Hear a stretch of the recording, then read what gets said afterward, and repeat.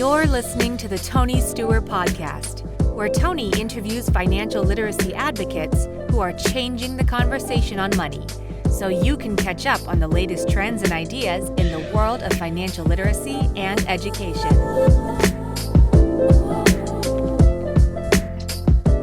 Welcome to the Tony Steuer Podcast presented by Paperwork. I'm pleased to be joined today by Kathi Balasek.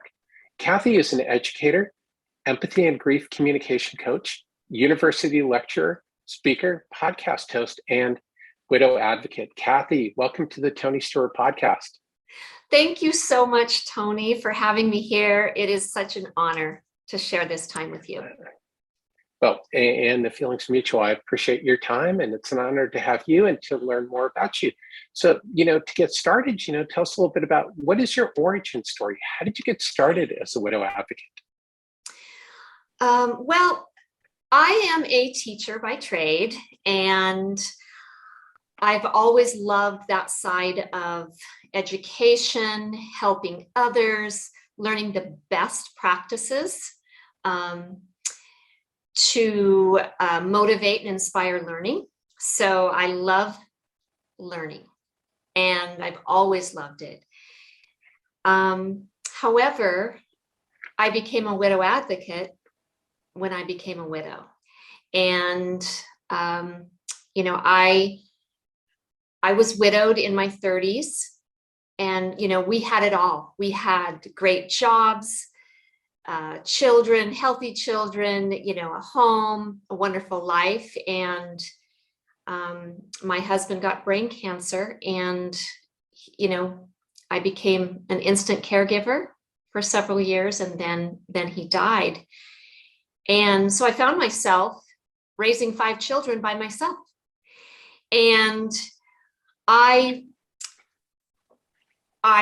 did the work, I got through it, and I decided that over the course of this last decade that there was something burning inside of me that I wanted to help widows. And I wanted to learn more about their journey, not just mine.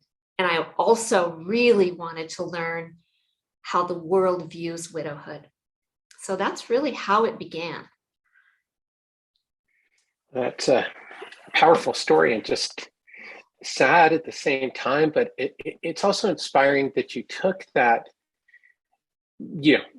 grief and challenging time, and you brought something positive about it to not only help yourself, but to help others in that same situation who may not, be able to as naturally bounce back as you did. Mm-hmm. And, so that's exciting. Well, I think that was the way I was raised. I was raised by great parents in a little town in Montana that, my parents raised us to make the world a better place and to play the cards we're dealt. And I couldn't have done it without their example and the wonderful care of my community that taught me so much more about life than it did about death. So I feel like I'm paying it forward. And I'm having the time of my life, Tony, right now. It's awesome. Yeah, that's so exciting, that when you find your passion, it changes the whole dimension on your work life. Mm-hmm. And helping people is so often where I hear people are finding their passion.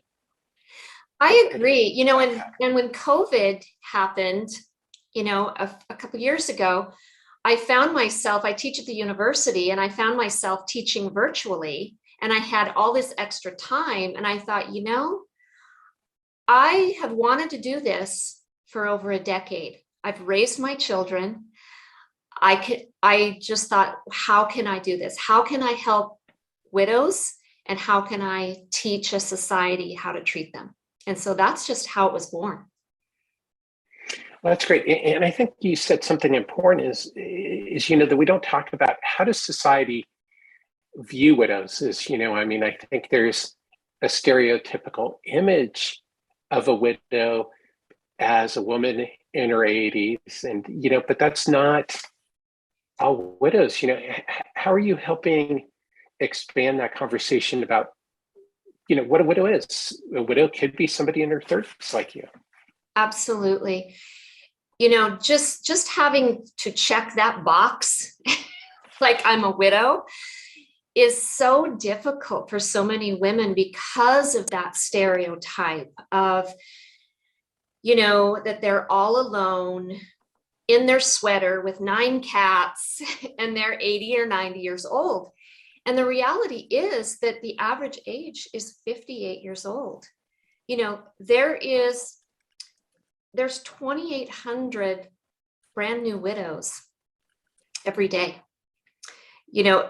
It's daunting. And widowhood, even though it's a gender neutral term, it leans so far female that there needs to be a modernized approach in how we address people experiencing widowhood, because it's not who they are, it's where they are. And, many people experience widowhood and it takes much longer. There's no clear, linear path of grief and widowhood. And I've had the opportunity to work with Modern Widows Club, and they're on the cusp of doing such key research in this area and modernizing this look of who a widow is. And so I want widows to view themselves differently. And I want the world to change their perspective, because sadly, 80% of men are going to die married.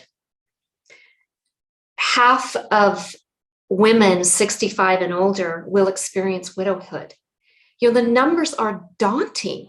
And so the sooner we acknowledge this and widows feel seen, heard, respected, that has everything to do with their livelihood moving forward.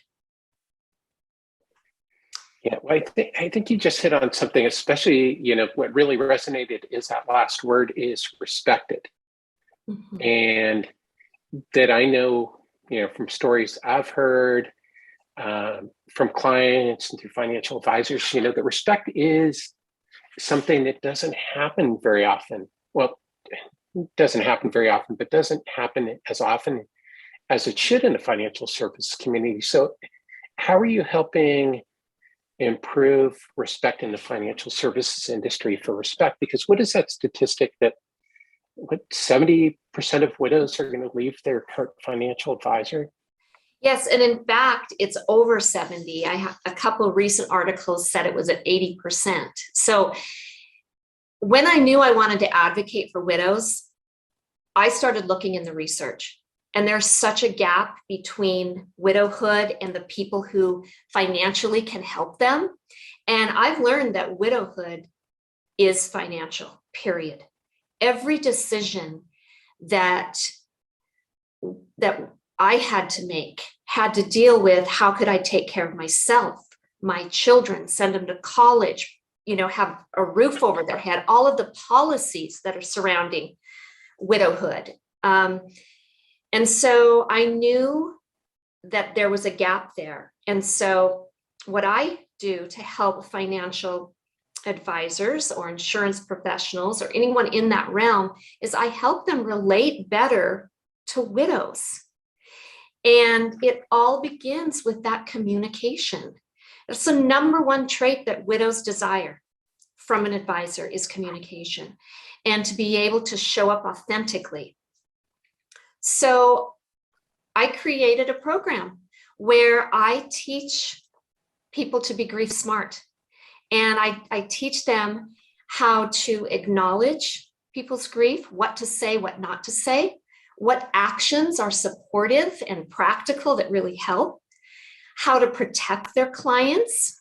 Because when you're a widow, I'm telling you, you get taken advantage of so many areas of your life, and you feel in an unsafe scenario.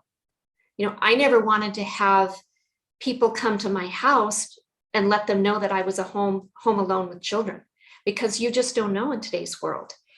And so it's a very vulnerable space. And so for widows to feel respected, I help professionals learn empathy and communication skills where you meet them where they are and you acknowledge where they are. You listen to learn, not fix. And you let them set the pace of those first few years of getting all those things done, because it is like a huge puzzle in widowhood. And all the puzzle pieces are everywhere. And from a widow's perspective, you don't even get to see the picture on the box because you don't know what your future is. So professionals can really help widows when they can relate to them and they can find the corner pieces, they can find the sides and start building this and painting the picture of what a life could look like for them. That was a really long answer to one question. Well, you hit on some really good points. One, I was smiling is because I've been using that puzzle analogy myself when I talk about, like trying to put your financial life together and you don't even know what the picture on the box is. Mm-hmm. And so it can be challenging. But I think, one of the things you said is that it's about listening rather than fixing. And that's a very male instinct to want to fix something. And do you think that's part of the disconnect sometimes? Because a lot of, people have a financial advisor who's male, and because the male instinct is to fix it. Do you think that's part of the conversation? I think it's definitely part of the conversation. But the good news is there's a couple key researchers in this area that works with widows and financial advisors. And gender of the advisor was of low importance.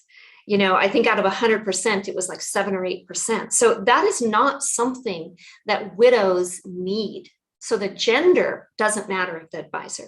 However, when you look at general communication styles, you have rapport driven, which are women. They're very relational rapport. They want to know more about the story and the players, where men are very report, data, facts, solving, organizing. And so you have two different types of communication styles, but you both can learn the other ways. And in reality, you got to stick the landing.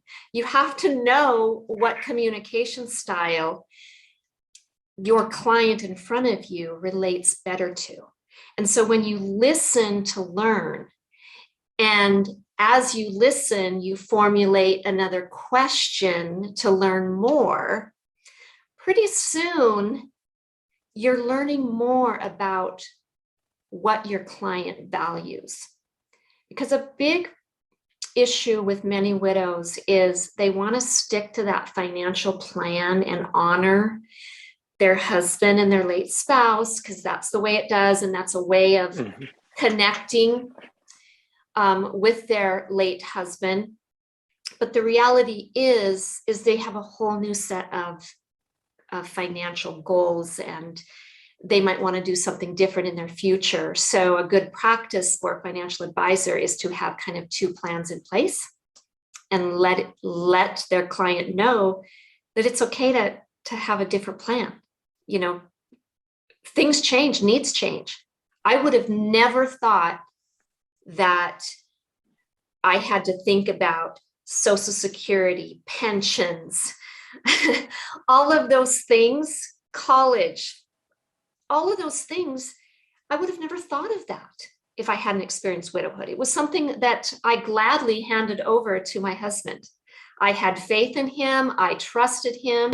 But the reality is, looking back, I should have had a 50-50% role in this relationship. And I encourage every woman out there who is in a partnership marriage to have a 50-50 relationship with an advisor, know where everything is, because we've gone over the data.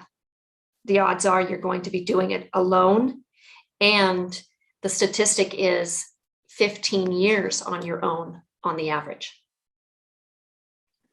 Those are big numbers. You said a couple things, and to go back, is you hit on the traditional financial services industry, that definition when you say numbers driven, organization, and report driven, because that's how most financial planners present their information, is in that format. So, when you're talking about some of these things, is, how can advisors approach their financial meetings differently? What kind of advice do you give them? Maybe before you launch it to the report, do X, Y, Z. Mm-hmm. What I teach is to really prepare up front. Okay, so this is coming. We had a baby boom. We're going to have a death boom. There's going to be way more widows. We've got this huge generational, trillions of dollars being handed down. So this is coming. So what can you do to prepare up front? And my number one thing is get to know all your female clients in a relational, conversational way. So it's not just this scripted, we're going to talk 10 minutes about your life and then we're going to move to this, but to truly have a conversational profile that you have filled out over several meetings of where did they grow up? What is their career, their family, their children? Do they have relatives in town? What are their interests, hobbies, philanthropy? All of these things women want to talk about. And so if you've built that up front, when a death happens, you're not developing a relationship from scratch. You already know that they have family in town that are supporting through the funeral and the services and this. You already know that they have college-age children. And so you can gear your questions, topics from there. It all goes down to building relationship and rapport and truly spending that time up front to get to know your clients. Because when it's a widow, when it's a brand new widow, there's very few decisions that have to be made right away. So why don't you invest that time really getting to know them, their needs, building trust, building confidence, letting them know that you're there for you've got everything organized and handled. That's what you do up front, because you and I both know that it's the human side that people stay with you. We're not going to look back and say, wow, this person really made me a lot of money. We're going to look back and say, oh my word, this person really cared about me, and he cared about my family, and he cared about my children. I had a wonderful financial advisor. My financial advisor still knows where my children are, how old they are, my grandchildren. They took an interest in me as a person. And I think that is number one. I completely agree. Looking back in my career, the best advisors that I know, the most successful, are always those ones who are a people person, who care about people, not just asking the questions, but that they're genuinely curious about people and genuinely interested in having that conversation and having a relationship. And it's relationship first, product second. Yes. And I think that's so important. Well, and I teach this in my program, and I hear from advisors, and one of the snags is they say, well, how am I going to remember all of this? Well, you don't have to remember it. You just have to reflect afterwards, after each meeting, write things down, about your client. Then when you meet them again, you review it, okay? And you recall it. And that means a ton. I can remember going to my insurance agent, and I'd worked with them for, almost 2 decades. And I went and they asked me if I had children. And I just thought, I'm kind of an outlier. I have 5 children. I think I'm a little memorable in that lane. And Yeah. it was really disheartening that this professional who worked with me, worked with my husband's death, couldn't remember that I had children. Those are the things that people leave. 100%. And those are the things that matter. And as a good advisor is, that goes towards helping people meet their goals, is because somebody who has kids, a goal is usually going to be leaving money for their kids, maybe even setting up a fund for their grandchildren, putting their kids through college, all those different things. But, once you have kids, that becomes a major planning goal. And and I would say, to advisors who are listening, is as part of that, as you go through your fact finding and you take client notes, make that a part of your client notes is, the names of the kids, if they're going to college, where they're going to college, if their kids are into sports, whatever it is, create those data points. One question I had for you, Kathi, that came to mind is, do you think part of it is that advisors view couples as a homogeneous unit rather than as 2 separate individuals, and that may be part of the issue? I do think that there's not equal attention, separate attention to both parties. I think it's very easy for a gender, whether it's their job or career, to come meet with the advisor more often versus the other. I know, even though I had a wonderful advisor, he met with my husband a lot more. I think advisors do see it as a couple rather than, even though we were a couple, I had different ideas about money and long-term and dreams than my late husband did.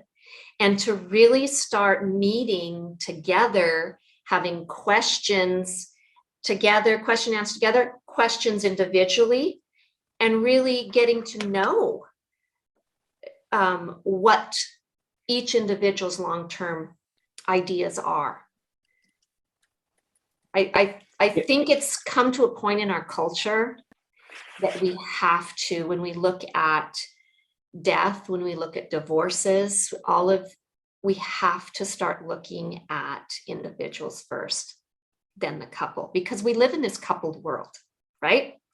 Everything comes in pairs. I mean, I wouldn't be led on the ark right now because I'm a widow. Okay. And it's very isolating for people who are in a transition where they're suddenly solo and they don't know who to ask. They don't know who to trust. They don't have anybody to bounce ideas off of. And socially, grievers make people uncomfortable because it forces people to view their own mortality. And we live in this kind of death-denying society, and we want to keep these conversations in the hushed corner. It's like a junior high dance where everybody's on the sides and nobody's dancing in the middle. And we have to start learning how to talk and acknowledge people's grief, knowing exactly what to say and exactly what not to say.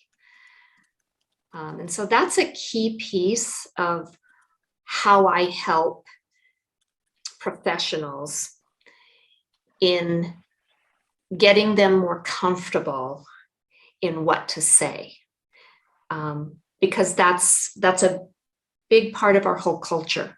We don't know what to say, so we either ignore or we say something in unsupportive. And so there are principles of what you should say. And you should say the person who died, their name. You should mirror their death terms. So if your client is saying the word passed away, you need to say passed away. A lot of people are not ready to say the word death and died. And so mirror those death terms. And lastly, it's not an I'm sorry or I can't imagine. It's I will miss your husband, Dave.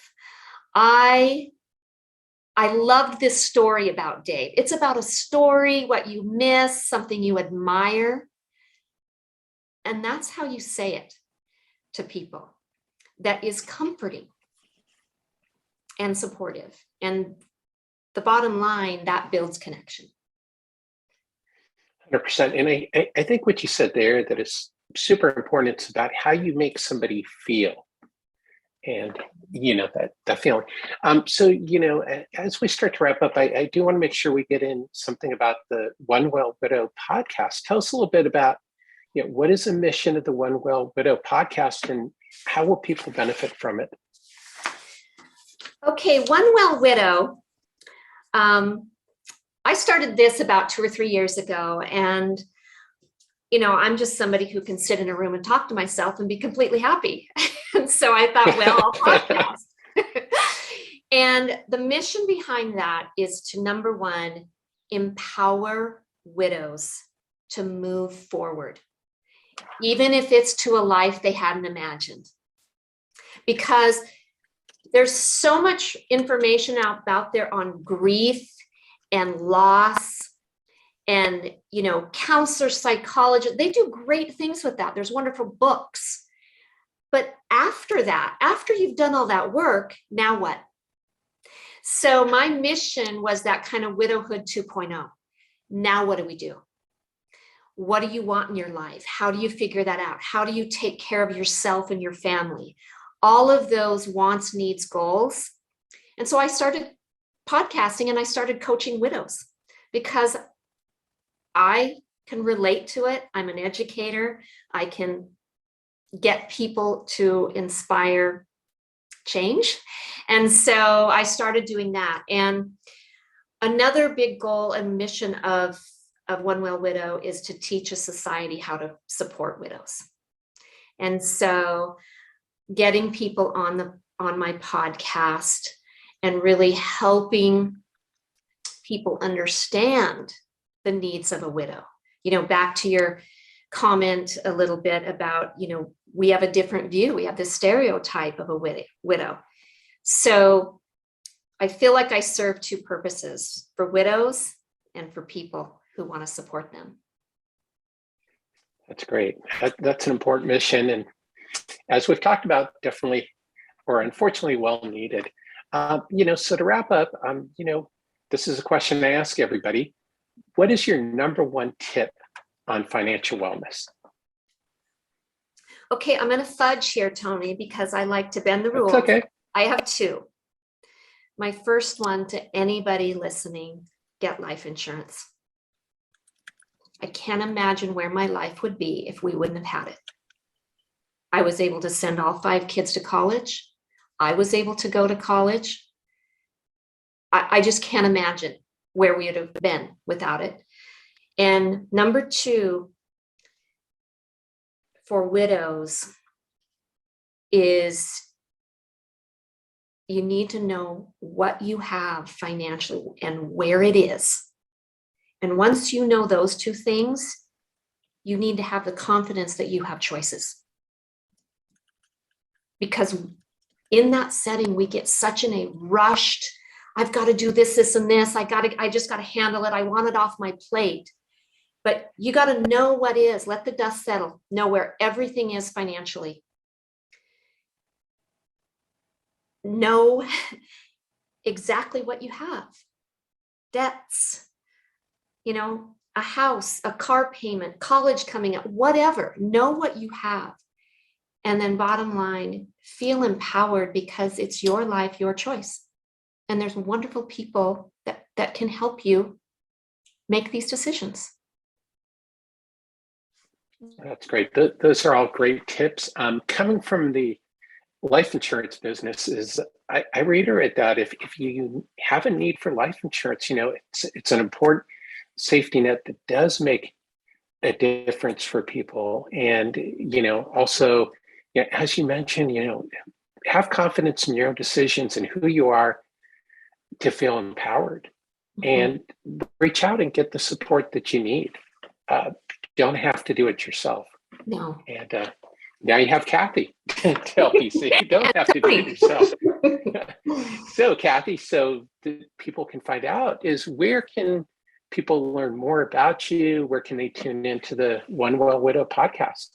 Okay. The best place to find me is kathibalasek.com, and it has the podcast link. It has all the things for, financial professionals to be grief smart. I hang out a lot on LinkedIn and Twitter and Instagram. So it has all of those links, but kathibalasek.com is the best place to find me. And you can also, when you get there, you can download, it's a free download to know exactly what to say to your clients. So. Fantastic. Thank you. And for everybody watching and listening, I'll be posting a link to Kathi's website as well as to her social media profile. So, feel free to reach out to her. And Kathi, thank you so much for joining me today. Oh, you're welcome, Tony. It's been just a complete joy. And I wish you all the success in the world.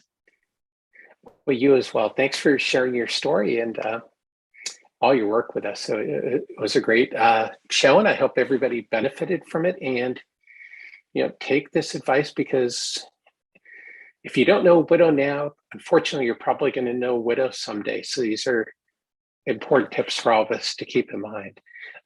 And everybody, thank you for tuning in to the Tony Steuer Podcast. Until next time.